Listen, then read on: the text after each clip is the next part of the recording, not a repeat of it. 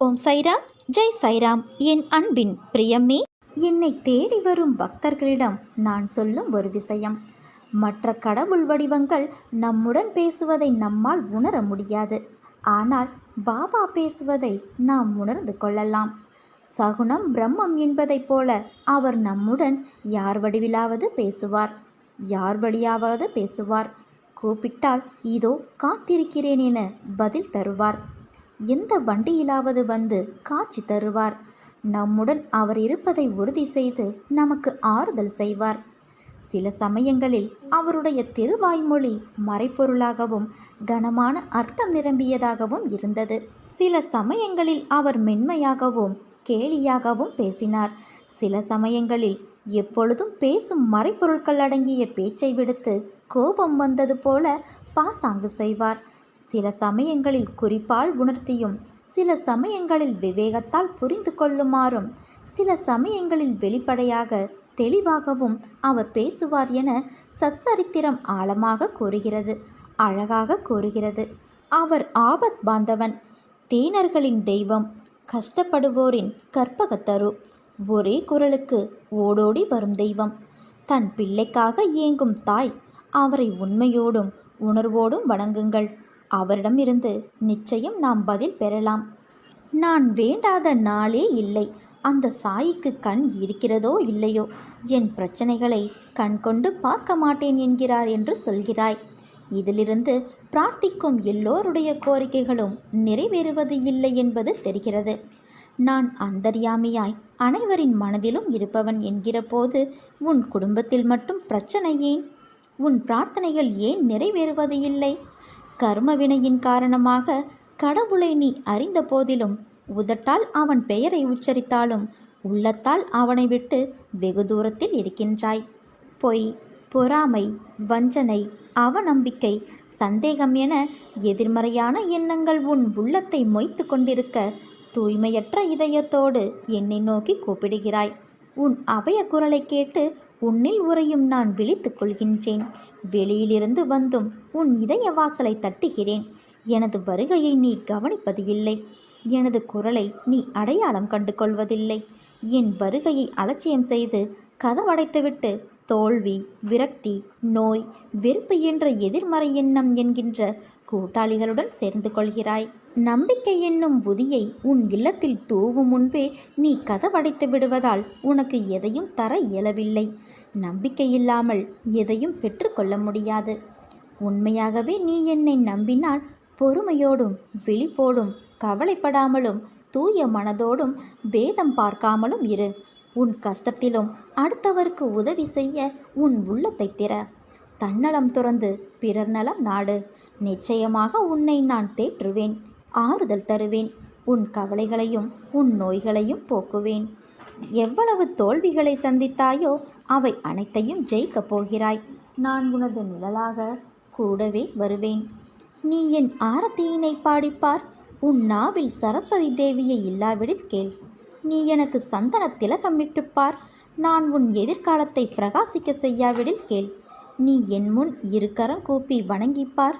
என் கரங்களால் உனக்கு வரவிருக்கும் துன்பங்களை நிறுத்தாவிடில் கேள். நீ என்னிடம் மனதை செலுத்தி என் நம்பிக்கைக்கு உரியவனாகிப்பார். நான் உன்னை மற்றவர்களின் நம்பிக்கைக்கு உரியவனாக மாற்றாவிடில் கேள். நீ என் உதியினை திலகமிட்டுப்பார். உன் முகத்தினை நான் பிரகாசிக்க செய்யாவிடில் கேள். துன்பங்களே வாழ்க்கையாகிவிட்டது என்று சோர்ந்து விடாதே. கர்மாவை முறியடித்து நீ வெற்றி பெறும் நேரம் நெருங்கிவிட்டது. இது உன் சாய்தேவனின் என் சத்திய வாக்கு. எதற்காகவும் காத்திருக்காத கடிகாரத்தைப் போல வாய்ப்புக்காக காத்திருக்காமல் ஓடிக்கொண்டே இரு. வாய்ப்புகள் தேடி வரும். வாய்ப்பு என்பது பறித்து கொள்வதல்ல, திறமையால் நாம் தேடிக்கொள்வது. திறமையில் கவனம் செலுத்து. வாய்ப்பு நிச்சயம் உன்னை தேடி வரும். கிடைக்கும் போதே வாய்ப்புகளை காலம் தாழ்த்தாமல் பயன்படுத்திக்கொள். நீ தேடும் வாய்ப்பை விட உன்னை தேடும் வாய்ப்பை ஏற்றுக்கொள். வாழ்க்கை வளமாகும், இன்பம் நிலைத்திருக்கும். வாழ்க்கையில் எல்லா பிரச்சனைகளுக்கும் புரிதல்தான் தேர்வு.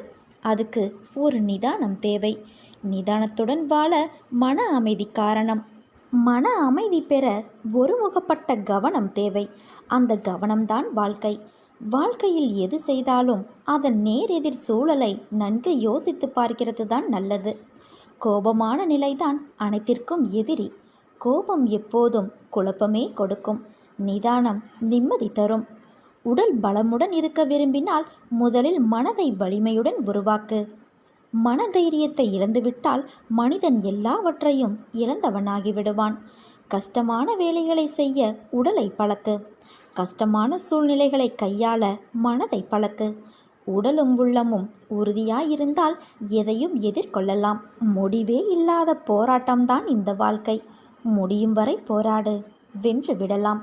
தீப்பெட்டியில் தீக்குச்சிகள் நிறைய இருக்கும்போது பற்ற வைக்கும் முறையில் பக்குவம் இருக்காது.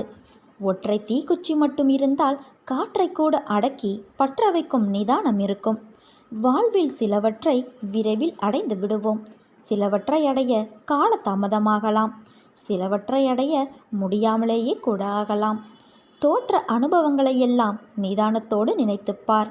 இது அனைவருக்கும் பொருந்தும். அனைத்தும் நிறைந்ததுதான் இந்த வாழ்க்கை. முயற்சி செய்தால் ஏற்றம் வரும். வாழ்க்கையில் வெற்றியும் நிச்சயம். வாழ்வின் எந்த சூழ்நிலையிலும் நம்பிக்கையை மட்டும் இழக்காதே. பேரண்டத்தையே ஆளும் மாபெரும் ஆற்றலுக்கு நமது தலைவிதியை மாற்ற அரை நொடி போதும். உன் பிரார்த்தனைகள் என்றும் வீண் போவது இல்லை. நம்பிக்கையான பிரார்த்தனைகள் நிச்சயம் பலனளிக்கும். விடாமுயற்சி செய். முழுமையாக நம்பு. உன் வாழ்க்கை நிச்சயமாக நீ எதிர்பார்ப்பதை விட மிக சிறப்பாக மாறும். என்னை படைத்த கடவுள்தான் உன்னையும் படைத்தார் என்ற இயற்கை தத்துவம் அறிந்தால் யார் மீதும் வன்மமோ வெறுப்போ ஏற்படாது என்பதை நீ உணர்ந்து கொள். தூய இதயத்துடன் என்னை யார் அழைத்தாலும் நான் அந்த நபருக்கு சொந்தமானவன் என்பதையும் உணர்ந்து கொள். பாபா நமது பிரார்த்தனைகளை கேட்டு அவருடைய அருளை பொழிகிறார். ஆனால் இது நாம் விரும்புவது போல அல்ல, நாம் எதிர்பார்ப்பது போலவும் இல்லை. நம்மை காக்க அவர் எப்போதும் நமக்கு பின்னால் இருக்கிறார். இது அவருடைய படைப்பில் வெளிப்படுகிறது. ஒரு குழந்தை பிறக்க, ஒரு பூ பூக்க, ஒரு மரம் வளர, ஒரு புல்லுருவி எழுவதற்கு போதுமான நேரம் எடுக்கும்.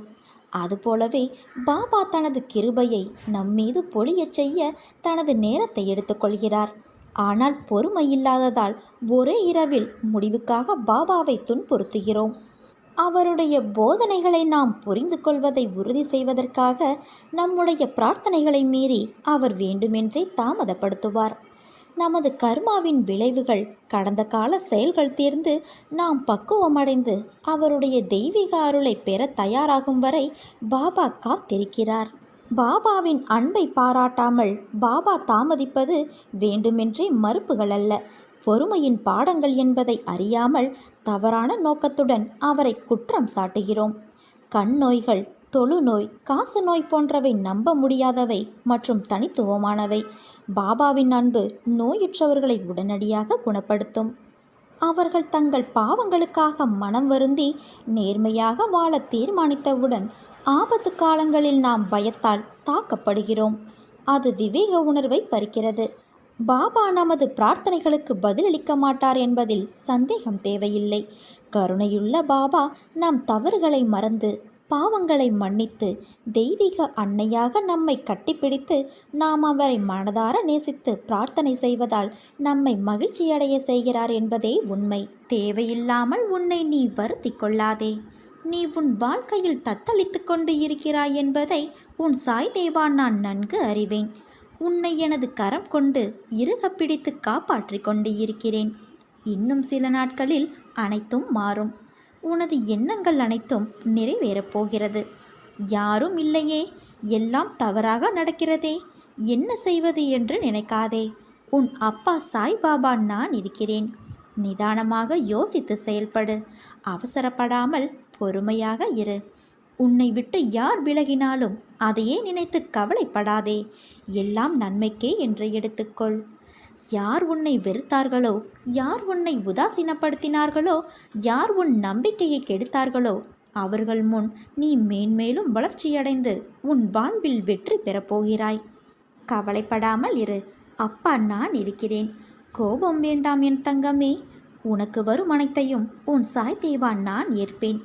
என் அனுமதியில்லாமல் எதுவும் நடக்காது. அதனால் கலங்காதே. அனைத்தும் பொடி பொடியாக போகிறது. உன் மனம் தெளிவாகும். இழந்ததை மீண்டும் பெறுவாய். என் செல்ல பிள்ளையான உனக்கு குறைகள் ஏதும் ஏற்படாமல் உன் சாய் தேவா நான் பாதுகாப்பேன். உனது வாழ்க்கை வண்ணமயமாகும். உன் தந்தை நான் இருக்க கலக்கம் ஏன்? என் குழந்தைகள் கலங்க மாட்டார்கள். எது வந்தாலும் எதிர்கொள்வார்கள். வருவது எல்லாம் என்னாலோ அல்லது என்னை தாண்டியோ மட்டும்தான் வரும் என்பதை தீர்க்கமாக அறிந்திருப்பார்கள். நல்லதோ கெட்டதோ எல்லாம் நன்மைக்குத்தான் என்பதை தீர்க்கமாக உணர்ந்து கொள். முடிந்தால் தாங்கிக்கொள், இல்லையேல் என் பாதங்களில் சுமத்திவிடு. எதுவும் இங்கு நிரந்தரமில்லை. எல்லாம் ஒரு நாள் மாறும். நான் மட்டும் உன்னை விட்டு என்றும் மாறமாட்டேன். என்னிடம் தஞ்சம் புகுந்தவர்கள் எத்தனை ஜென்மங்கள் எடுத்தாலும் அவர்களை நான் தாங்கி நிற்பேன். நான் இருக்க பயமேன்? இது வெறும் வார்த்தையல்ல, உன் சாய்தேவனின் என் சத்திய வாக்கு தங்கமே. ஒன்றும் இல்லை மகளே, நீ துக்கப்படும் அளவிற்கு ஒன்றும் நடந்துவிடவில்லை. அப்பா இருக்கிறேன் உனக்கு. உன் வாழ்வு நிச்சயமாக ஒளிமயமாகும். உன் வாழ்வின் மிகச்சிறந்த நாள் வரவிருக்கிறது. அதனால் எதை பற்றியும் கவலை கொள்ளாதே. நிறைவான வாழ்க்கை என்பது யாருக்கும் எளிதில் கிடைப்பதல்ல. பல மோசமான துன்பம் நிறைந்த சூழ்நிலைகளை கடந்தால்தான் நிறைவான வாழ்க்கை என்ற கனி கையில் கிடைக்கும். விரைவில் அந்த கனி உன் வாழ்வை நிறைவுள்ளதாய் மாற்றும். மனதில் நிம்மதியுடனும் முகத்தில் நிறைவான புன்னகையுடனும் என்னை காண வருவாய். இது சத்தியம். நீ பெறுகின்ற கஷ்டங்கள், நஷ்டங்கள், துக்கங்கள், துயரங்கள், அவமானங்கள் அனைத்துமே நீ இறுதியில் சாயியிடம் சேர்வதற்கு உண்டான வெறும் பயிற்சி மட்டுமே. நான் சொன்னால் சொன்னதுதான். என் வாக்கு என்றுமே பொய்க்காது என்பது உனக்கே தெரியும். கடவுள் நம்பிக்கை எப்படி இருக்க வேண்டும் தெரியுமா? ஒரு குருவும் சீடனும் அடர்ந்த காட்டின் வழியே நடந்து வந்து கொண்டிருந்தனர். இரவு நெருங்கியதும் ஒரு மரத்தின் அடியில் உறங்கி காலை நடைப்பயணத்தை தொடரலாம் என்று முடிவு செய்து ஒரு மரத்தை தேர்ந்தெடுத்து அதனடியில் உறங்கினர். மறுநாள் பொழுது விடிந்தது. குருவும் சீடனும் ஆற்றில் நீராடினர். இருவரும் சூரியனை வணங்கினார்கள். அப்பொழுது சூரிய பகவான் அசரீரியாக தோன்றி, வேத குருவே, உமக்கு வணக்கம். உங்கள் வணக்கத்தை நான் ஏற்றுக்கொண்டேன். இன்று சூரியனான நான் மறைவதற்குள் உங்கள் சீடனின் உயிர் ஒரு ராஜநாகத்தால் தீண்டப்பட்டு இறக்க நேரிடும். முடிந்தால் உங்கள் குரு வலிமையால் அவனை காப்பாற்றுங்கள் என்று கூறி மறைந்தார். குருவும் சூரியனை வணங்கிவிட்டு சீடனை கவலையோடு பார்த்தார். இருவரும் சிறிது பழங்களை பறித்து பசியாறிய பின் அருகே உள்ள கோவிலின் இறைவனை வணங்கினர். பின் ஊரை தாண்டி காடு வழியே நடந்து சென்றனர். சற்று களைப்பு ஏற்படவே இருவரும் ஒரு மரத்தடியில் அமர்ந்து கண் அயர சீடன் தூங்கினானே தவிர குரு தூங்கவில்லை. சீடனின் உயிரை எப்படியாவது காப்பாற்ற வேண்டும் என்று நினைத்து விழித்து கொண்டே இருந்தார். அப்பொழுது ஒரு ராஜநாகம் படம் எடுத்தபடி சீடனின் அருகே அவனை கொல்ல வந்தது. இதை பார்த்து பதைத்த குரு, ராஜநாகமே நில் என்று ஆணையிட்டார். ராஜநாகமும் குருவின் வார்த்தைக்கு கட்டுப்பட்டு நின்றது. குரு ராஜநாகத்தை பார்த்து, நீ என் சீடனின் உயிரை எடுக்கவே வந்துள்ளதை நான் அறிவேன். குரு பக்தி மிகுந்த சீடனை காப்பாற்றுவது ஒரு குருவின் கடமை. அதனால் என் சீடனின் உயிரை எடுக்க நான் அனுமதிக்க மாட்டேன் என்று தடுத்தார். இப்பொழுது ராஜநாகம் பேசியது. வேதகுருவே, உங்கள் சீடனின் கழுத்தில் என் நாவை வைத்து இரத்தத்தை உறிஞ்சி எடுக்க வேண்டும் என்பது எனக்கு காலனிட்ட கட்டளை. அனைத்தும் உணர்ந்த தாங்களே என் கடமையை செய்ய விடாமல் இப்படி தடுத்து என்னை நிறுத்தலாமா என்று முறையிட்டது. உடனே குரு, அப்படியென்றால் என் சீடனின் இரத்தத்தை உறிஞ்ச வேண்டும் என்பதுதானே உனக்கு காலனிட்ட கட்டளை? சரி, சற்று பொறு. நானே அவனது இரத்தத்தை உனக்கு ஊட்டுகிறேன்.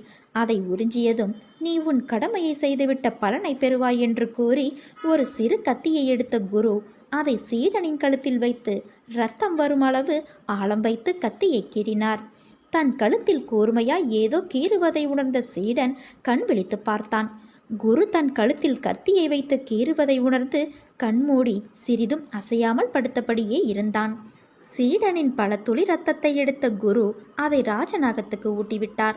ராஜநாகமும் குருவின் சாபத்துக்கு நாம் ஆளாகாமல் நம் கடமை நிறைவேறியதே என்ற மகிழ்வோடு இரத்தத்தை உறிஞ்சிவிட்டு வந்த வழியே சென்றது. குருவும் சீடனின் உயிரை காப்பாற்றிய நிம்மதியோடு அவனது கழுத்தில் முன்னரே தான் எடுத்து வைத்திருந்த பச்சிலை சாற்றை பிழிந்து சீடனின் கழுத்து பகுதியில் பற்று போட்டுவிட்டு நிம்மதியோடு உறங்கச் சென்றார். சிறிது நேரம் இருவரும் நன்றாக களைப்பு தீர உறங்கிய பின் எழுந்து அமர்ந்தனர். அப்பொழுது சீடன் தன் கழுத்தில் பற்று இருப்பதை தொட்டு பார்த்துவிட்டு எதுவும் குருவிடம் கேட்காமல், குருவே, நாம் நடைப்பயணத்தை தொடரலாமா என்று கேட்டான். குரு புன்னகையுடன், சீடனே, நீ சற்று முன் உறங்கும்போது நான் உன் கழுத்தில் கத்தி வைத்தபோது நீ என்ன நினைத்தாய்? உனக்கு பயம் எதுவும் உண்டாகவில்லையா என்று புன்னகையுடன் கேட்டார். சீடன், குருவே, என் கழுத்தில் ஏதோ ஊறுவதை உணர்ந்தேன். விழித்தும் பார்த்தேன். கையில் கத்தியுடன் நீங்கள் என் கழுத்தை அறுப்பதை உணர்ந்தேன். ஆனால் என் குருநாதராகிய தாங்கள் எனக்கு எந்த கெடுதலும் செய்ய மாட்டீர்கள் என்பதை நான் அறிவேன். அதனால்தான் நிம்மதியாக உறங்கினேன். இப்பொழுது எழுந்ததும் என் கழுத்தில் உள்ள மூலிகை பற்றை பார்த்தேன். என் குருநாதராகிய உங்களுக்கு என் ஊன், உயிர், உள்ளம் அனைத்தும் அர்ப்பணம். அதனால் எனக்கு அதிலும் எந்தவித கவலையும் இல்லை என்று கூறி பணிந்து நின்றான். குருவும் சீடனை ஆறத் தழுவி எழுந்து அவனோடு நடக்கலானார். நண்பர்களே, நமக்கு விதித்தபடி நடக்கும் நல்லது கெட்டது எல்லாவற்றிற்கும் இறைவனே பொறுப்பு என்று அவரை சரணடைந்து விட்டால் நமக்கு நடக்க இருக்கும் தீமையும் இறைவனின் அருளால் நன்மையாக நடக்கும். இதில் சீடன்தான் நாம், குருதான் நம் கடவுள், ராஜநாகம்தான் நம் விதி. பொறுமையை விட மேலான தவமும் இல்லை, திருப்தியை விட மேலான இன்பமும் இல்லை, இரக்கத்தை விட உயர்ந்த அறமும் இல்லை, மன்னித்தலை விட ஆற்றல் மிக்க ஆயுதமும் இல்லை. தோல்விகள் சூழ்ந்தாலும் இருளை விளக்கும் கதிரவன் போல அதனை நீக்கி அடுத்தடுத்த வெற்றிப்படியில் காலடி எடுத்து வை. முடியும் வரை அல்ல, உன் இலக்கினை அடையும் வரை. என்னை முழுமையாக நம்பு. உன் கழுத்துக்கு கத்தி வரும் சூழ்நிலை வந்தாலும் அதை பூமாலையாக மாற்றி காட்டுவேன்.